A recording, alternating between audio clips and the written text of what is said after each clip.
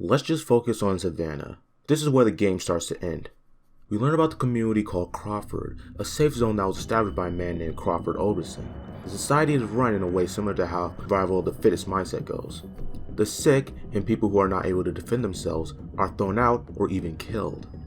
One of the people who lived in Crawford was Molly, a young woman who was taking care of her sister who had diabetes, possibly type 1. She left Crawford after she couldn't get enough medicine she needed for her sister in order to live, even after performing acts.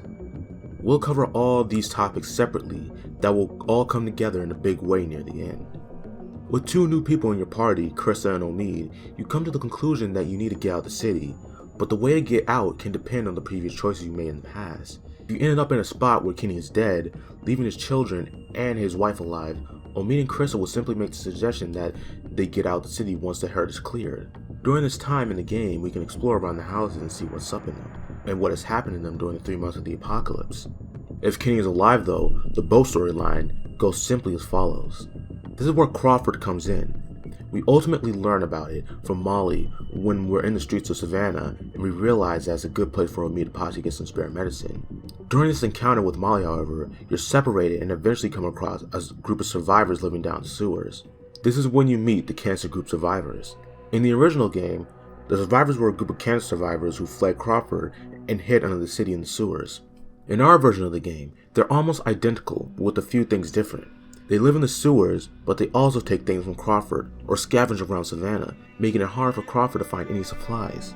Vernon is a doctor who can help Omid with his injury and offers his services to the group. Bree wants to tag along. This is the point of the game when you finally enter Crawford. In the original game, when you go to Crawford, you find out that it's infested with walkers after an infection happened within its walls. In our game, Crawford is fine. It's fallen on hard times, but it's fine. In our game, Crawford presents a moral choice that will be one of the most impactful in the game. In our game, you can have a choice to do the plan at different times. If you choose to do it right away, then the game will play almost identically to the previous one, but if you choose to do it later, something different will happen. While you and Lily are out looking for supplies, you end up being scouted by Crawford and are allowed entry into their town due to their qualifications as being an educator. You're allowed entry into the town where you have a chance to walk around and talk to people, ask them about their views and what they think about Crawford. You eventually talk to the leader of Crawford about what he does and why he does it. In our game, it's a little bit more clear that it's just a survival of the fittest mentality. Even if you don't agree, you can understand why he does these horrible things. Crawford eventually tells you that their supplies are going missing and that they need help finding the culprit. You are then given a choice, one that is not to be taken lightly. You can even ask him what will be the reward if someone were to find out who did it.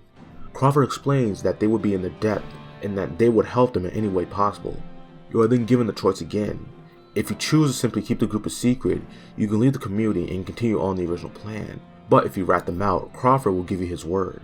He supplies you with medicine, armor, and even some heavy weaponry, and lets you go. He intends to send a strike team down to catch and execute the cancer survival group. Vernon and Bree would have found out what you did and tried to retaliate, but realize it's simply futile. They leave. The group members have mixed views. Some like Krista realize what Lee had to do in order to survive, while others like Ben, and if your choices follow you, Carly will call you akin to a monster. Choosing not to rout the group will involve your group having to sneak into the already functioning society of Crawford.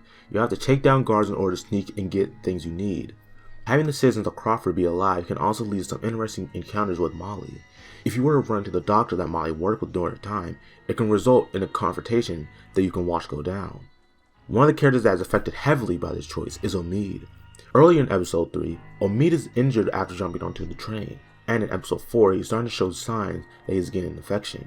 Later on in episode 4 we actually get a scare that implies that Omid has died. In our game, that actually happens. If you choose not to rout the group and just attack Crawford head on, it'll take overall longer for Omid to get the medicine he needs, and with that, he will die. But if we do rat him out, Omid gets the medicine and lives on. That simply leaves you with Clem. In the original game, Clementine runs away after she finds out that you won't be looking for her parents, which results in her being kidnapped. This would be the same in my game as well, but the events that would happen after would be different. In the original, Lee ends up getting bit by a walker he failed to see while looking out for Clementine.